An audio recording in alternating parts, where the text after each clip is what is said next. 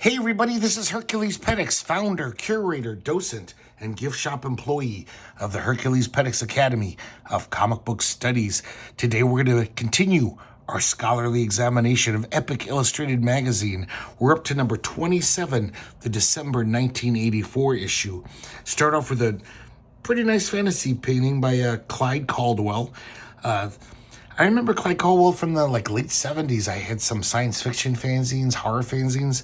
He did lots of work in those small press publications. He was already really good. And, he went pro and did many science fiction and fantasy paperback covers over the decades. I haven't seen him in a while. I don't know if he's still alive or still working, but he was pretty good. It's decent stuff. Got the overview. So this first story is called Duet. It's written by Jan Strnad and drawn by Neil McFeeters, who was a newcomer to comics. Neil McFeeters was like a graphic designer, commercial illustrator. But he said, I want to do a comic. And Jan Strnad at the time was like, hey, if you got an artist, I'd like to, I have a good story. So they put them together. And once again, Jan Strnad, man, he can write a good story. This is pretty nice. And it's narrated by this character who's a musician. He plays an auto harp. And I guess basically the aliens have taken us over. They're way more powerful than we are. And the narrator is just kind of like, it's not so bad since the aliens took over. It's pretty much the same. They pretty much leave everything alone. But they do blow up Mars just to show their power, to make Earth surrender. But, it's like a benevolent dictatorship. Of course, when the Earth forces rally, the last remaining defenders of Earth, they just nuke the shit out of them and destroy them. So Earth totally surrenders. And it's pretty much just this guy's thoughts. It's just really well-written, narration. And he sees a bunch of Earthmen beating up an alien. Because, without their technology, the aliens aren't, super strong or anything. They're pretty frail. So this guy happened to be in the city by himself, and these Earthmen took out their resentments on him. So this guy goes to help him, and they start chatting. And the alien actually reveals to him that, we actually took you guys over for your own good. You had too many nukes. You were heading in a bad direction. We knew you were either going to blow yourselves up or keep developing and be a danger to the rest of the universe. And he said a lot of the aliens didn't even want to be there. This guy doesn't. He just, was pretty happy doing whatever he was doing. So, he asked the alien what he did back home. And he was a musician. And he takes out this weird little recorder type thing. Like a harmonica, weird musical instrument. And the Earthman shows him his auto harp. And they start jamming. He starts playing Bach, and the alien just starts, improvising and jamming with him.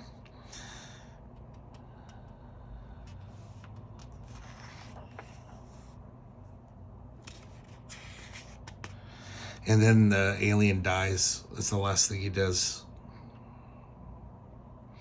So I guess the aliens do give up on Earth. They're like, we're leaving. You guys can have your planet. And of course, once they leave, all the, old rivalries and hatreds rise up, and all the Earth people start going to war with each other. So he gets recruited, our narrator, and he's going to fight the Russians over oil rights in the Middle East. So Russia and America are having a war over that. And the guy, he's not too happy with it, but he says he's prepared. They won't let him take his auto harp, it's too big, but he has the alien tutor, as he calls it.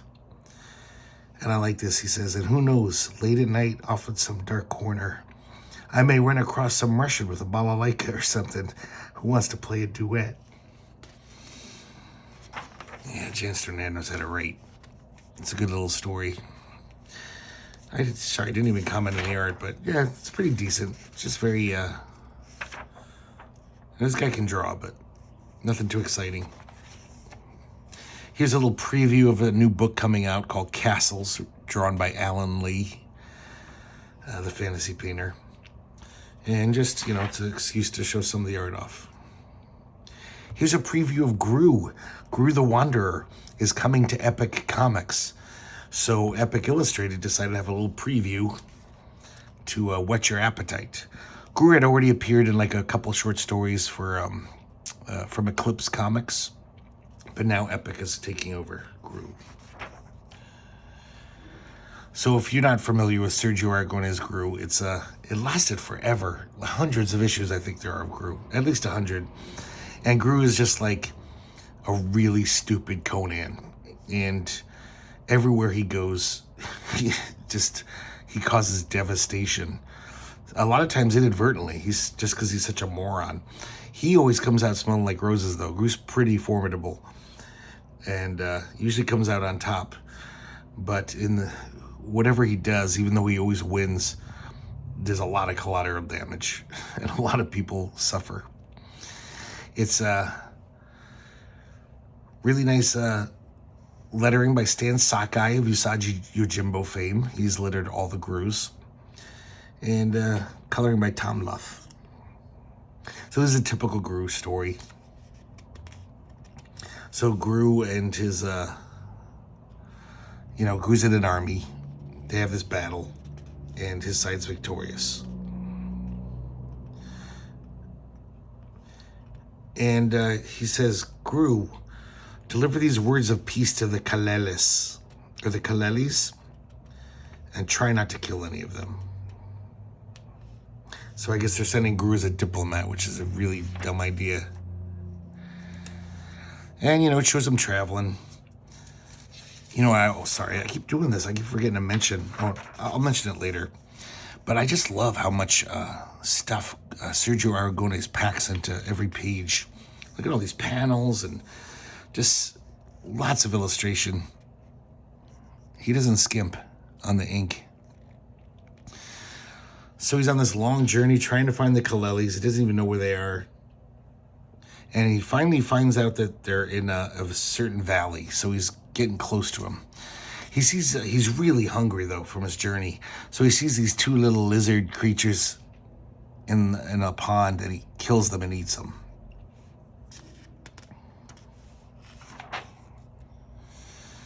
And he finally gets to the Kalelis village, and it's those little lizard people. So he just ate two of the Kalelis. And this one is calling to all these guards, these soldiers.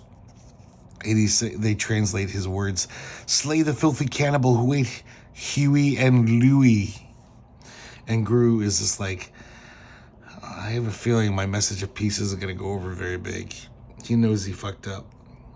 But look at this insane amount of detail. He draws every little character in this town or this city doing some different little thing, like Sergio Aragonés really packs information into his art. But that's a typical Groo story. I haven't read much Groo in my life, but it seems like they're all like that. Here we have the return of Mike Saenz to Epic. He did a lot of stories for Epic early on, but we haven't seen him in a while. And this is a pretty good sci-fi story. It's called Corporate Wars. And we see this guy, we don't see him yet, but in the future, it's basically corporations kind of rule the world. They wage war against each other to get access to products. And we see this company, it's obviously McDonald's. It's the fast food corporation, M. Donald. And then we see the other side, and that's our narrator. It's the French Energy Corporation. I think they're called CV. And so the McDonald's guys, M-Arnold guys, I'll just call them McDonald's, they attack. And it's a major war. And CV wins. And the narrator says, now maybe my little corner of the world will get some decent food.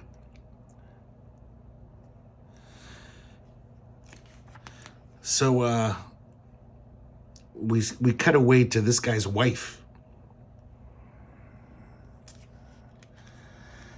And she didn't even know that he was fighting for CV. But she's kind of a spoiled wife who doesn't like to cook. Loves it that McDonald's runs their part of the world. Or at least has been until now. Because all she'd have to do is, buy fast food and not have to cook. But CV is all about, their food division is going to, make good, wholesome food that people have to cook.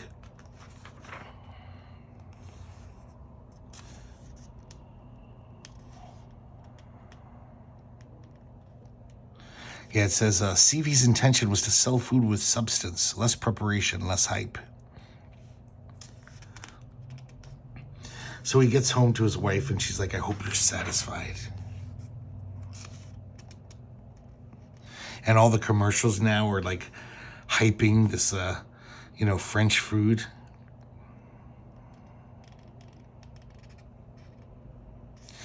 And the narrator says, I was elated. I had fought for something I believed in and could see the fruit of my labors flashing on the screen. Soon I would touch them, taste them.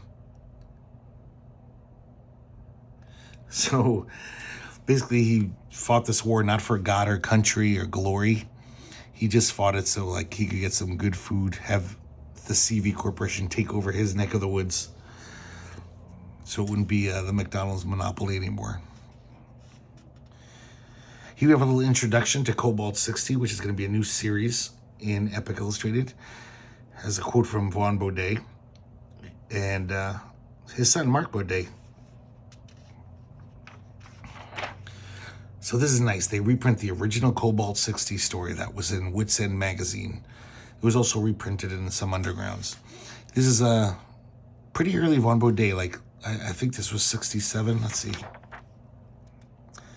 Yeah, 68 roughly. He created Cobalt 60. And it's a post-apocalyptic world. A lot of people most people are mutants. And we see this little mutant drone soldier. And someone shoots him, a sniper. And then when he pleads for mercy, the guy blows his brains out. And it's this guy, Cobalt 60.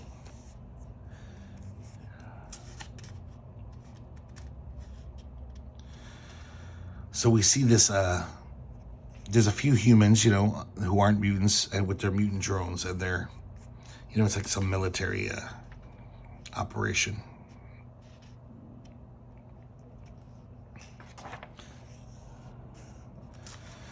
And Cobalt 60 starts picking them off one by one. And they're just totally taken by surprise. He's blowing them away. Cobalt 60 is a really good fighter.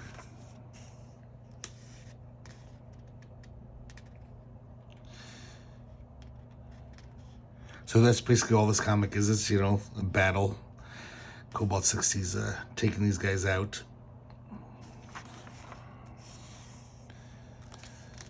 Oh man, I love Vaughn Baudet.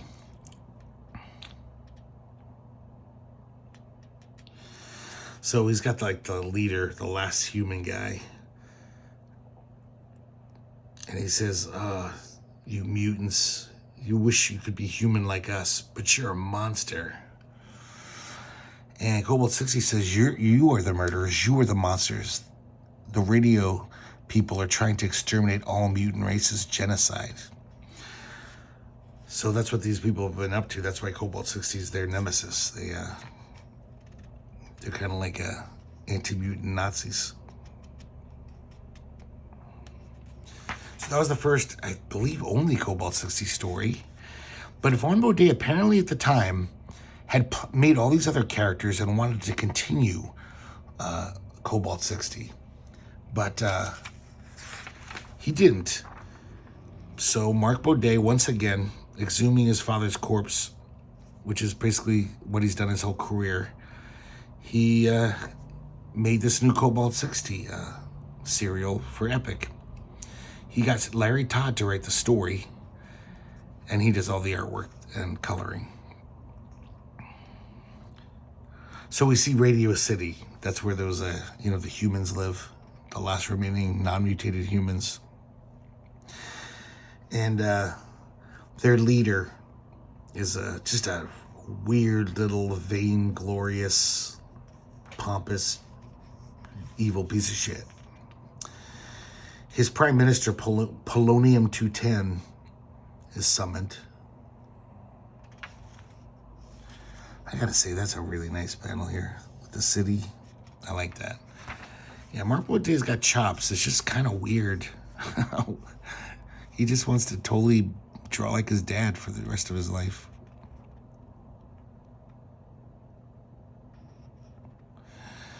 So he's asking for the updates on how many mutants have been killed. They're really pretty evil, these people. They just want to kill all these sentient creatures just because they're mutated. And we realize that there's this almost like semi-religious cult called the Holy Molders. And they're all about genetic purity too. But they also don't like the king. And they're kind of always trying to thwart him.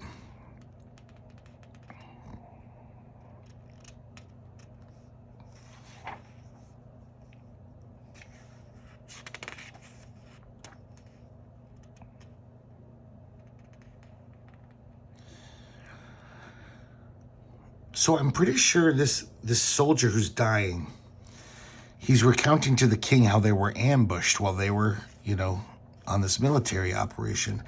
I assume that's supposed to be the same guy from the first story, the only survivor. I'm not sure, though, if this is just another one. But that's kind of neat how he just continues the story right where his dad left off 20 years earlier.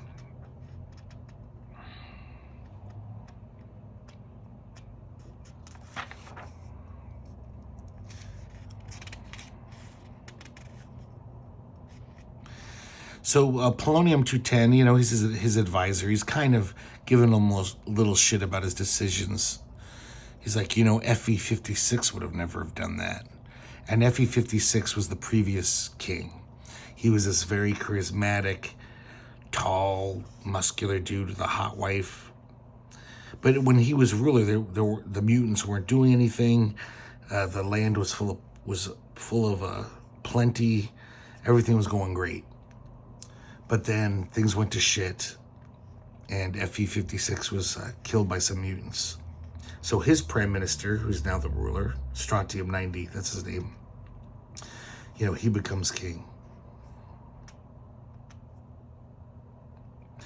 So because I guess he just wants to seal his power, he has the queen killed.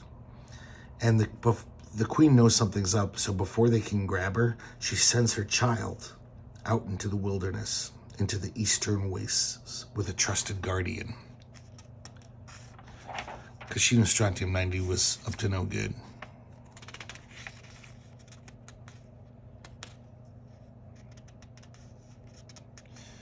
And so when they take over, they really increase the anti-mutant hysteria and just really go into town, exposing anyone who might have a slight mutation and killing them.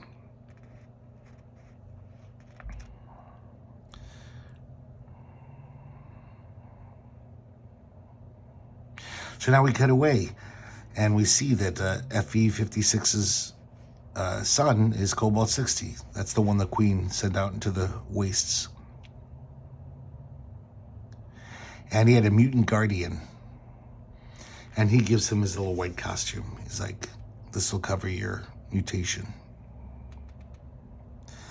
And he trains him to be a warrior. And he's really good at it. So he basically, at a young age, swears vengeance on the Radio City people.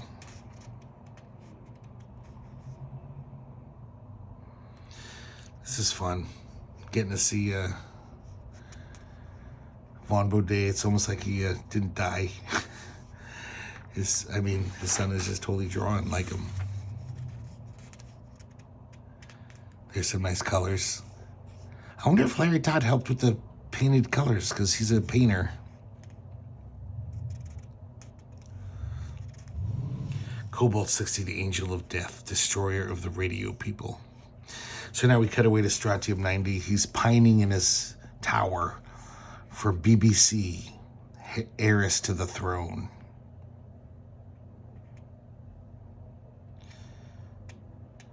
And he's basically saying that he's going to harvest her fertile bloom and plant my own seed. The royal flower grows ripe. So Plutonium informs him that, the holy molders wouldn't approve of you breeding with her, marrying her. And that this makes him furious. He's like, who the hell are they to tell me who I can be with?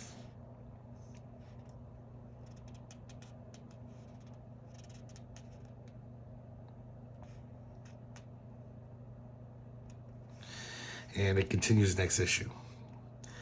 Oh, here's a nice one. We got Relic, written by Archie Goodwin and drawn by Al Williamson. So they finally got Al Williamson to contribute to Epic. This is some really good Al Williamson, too.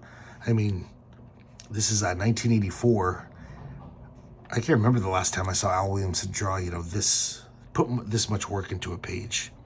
Some really nice stuff.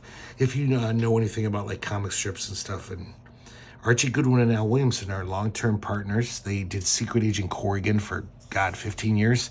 They did the Star Wars newspaper strip together. So they're old friends. So it's nice to see the team back together.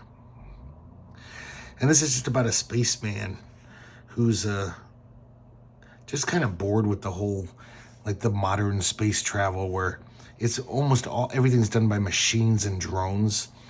And you don't even get to go down to the planets. You just shoot a little drone into the planet to do tests. So this is like this aging spaceman's one of his last mission. He's pretty sure he's gonna get fired after this. He's gonna be replaced by machines basically. So he's like, hey, let's go down to the planet. I want to go to that planet. He's like, hey, we don't have time for this shit. He's like, hey, I'm your superior. I'm going down. So we get to see some beautiful alien landscapes by Al Williamson, his forte. And this other guy's totally against it. He's just a by the book, unimaginative guy who just does his job. But the older guy, he's got this, he's kind of got, almost just loves the whole sci-fi thing. The romance of it. And I guess these guys' jobs are they send these drones to the planet, and then there's this machine that just sucks the planet dry. Oh, this thing. It's a giant craft that just bores down to the core of the planet and sucks all the nutrients. Man, look how beautiful some of this shit's drawn. There's some really good Williamson, late era Williamson. So these drones, though, they first check for intelligent life on a planet. If there's intelligent life on a planet, they won't do this operation. They won't suck it dry. So the drone said there's no life on this planet, so it's going to be sucked dry. But then they round the bend and they see this ancient crumbling city.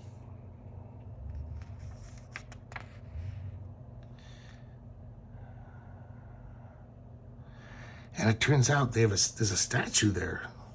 So they were kind of humanoid. They look like humans.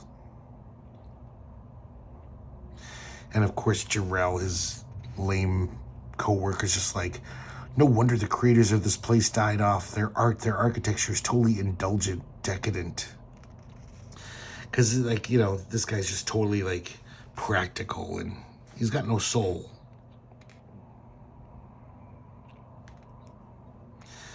And of course, the older guy, he thinks it's beautiful. He gets it.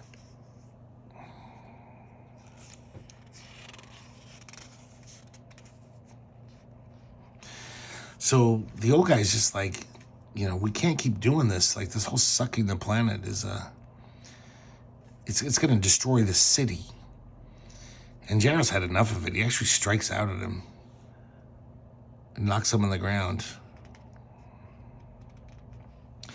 And he's basically trying to convince Jarrell, like, let's just tell him, like, whatever, we can't do this planet. Or, like, let's pretend we didn't find it so we can save this amazing geological wonder, or anthropological wonder, I guess. And Jarrell, like, gives him a warning shot. He says, if you don't finish the mission, get back on the spaceship, my next shot won't miss. So this guy's pretty hardcore. But that warning shot hits the statue of the beautiful woman, and it falls right on him. But I guess his name's Kurth, the old guy. Kurth, he's not...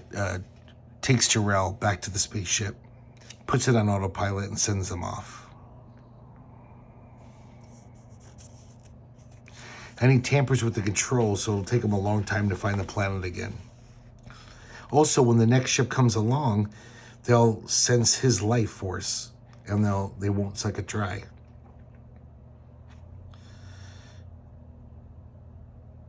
And he says, and if they'll get intelligent life readings now and leave us alone, me and the city, two relics growing old together.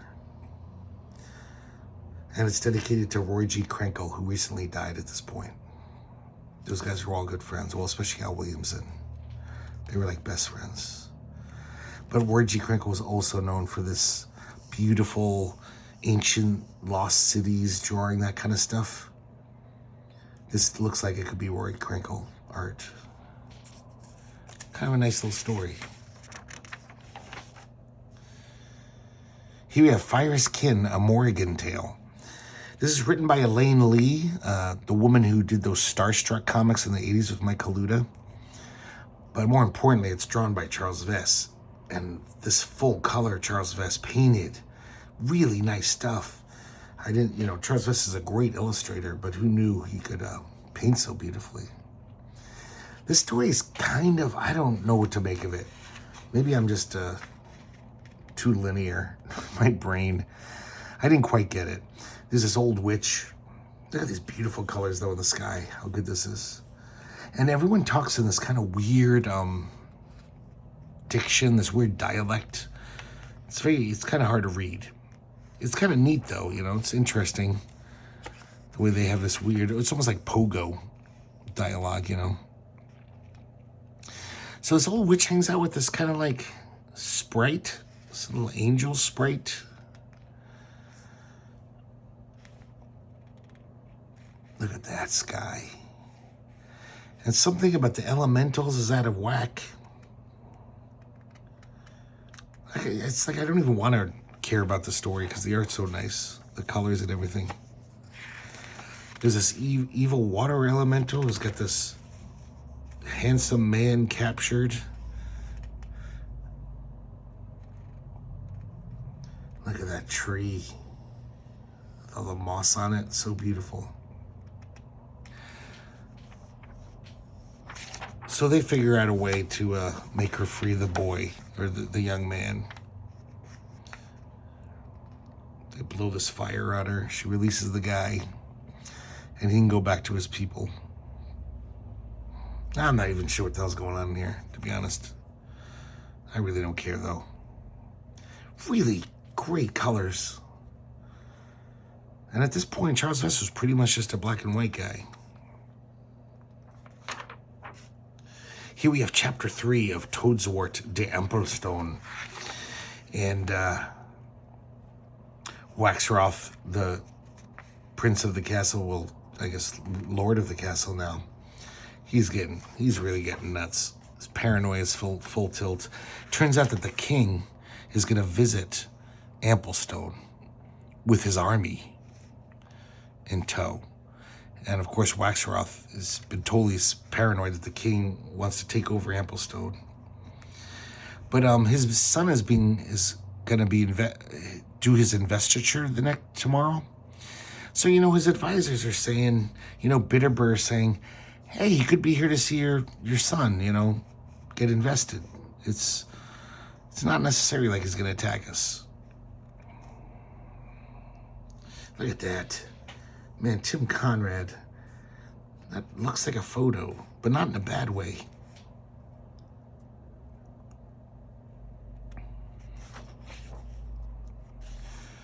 So Waxroth and Bitterbur, his advisor, run into Sham Shadow, the itinerant artist, and his son, Prince Rupert.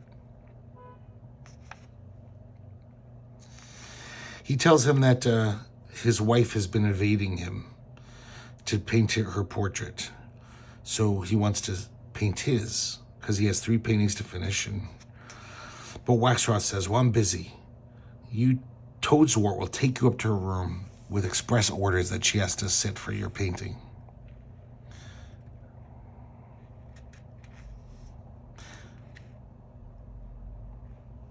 He also informs Waxroth that his son has shown an interest in the decorative arts, and he offers to be his tutor.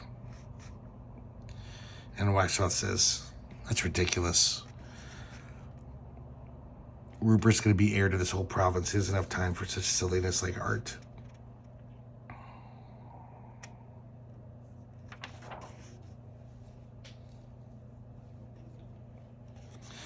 So Waxroth and Bitterbur are heading down to his little, sub-chamber, and the golem is gone. It's free. So now we see Sham Shadow, the artist, and he gets up to the queen's chamber and realizes she's really sick. She's like feverish and ranting. Once again, look at that. Man, Tim Conrad's good. He finds out that, the Lacanose, the wizard there, he could help her. He has medicines and potions. But Waxroth specifically said that he doesn't want him helping her. So it's very strange. And Sham Shadow's just like, the woman needs help. At least fetch the Father Pretense, the priest, because she could die any minute. So at the very least, he can usher her soul into heaven. Bless her. Last rites. And it seems like we find out with this little narration that the wife had only gotten ill once Waxroth started his, black magic studies. It seems like the more he does, the sicker she gets.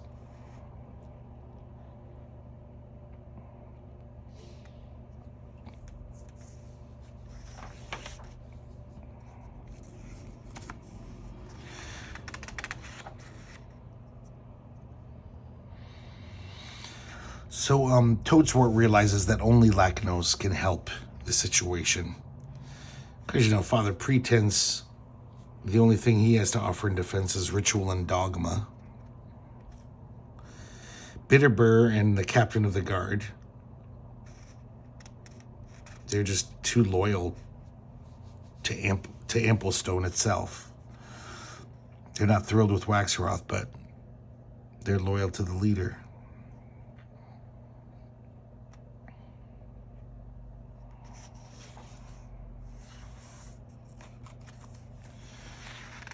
And we don't quite know. I think we'll find out next issue, but we see all 3 members of the family, of Waxroth's family, and they're all like screaming about something. I like this page, how to emphasize the disparate screams, the trio of disparate screams.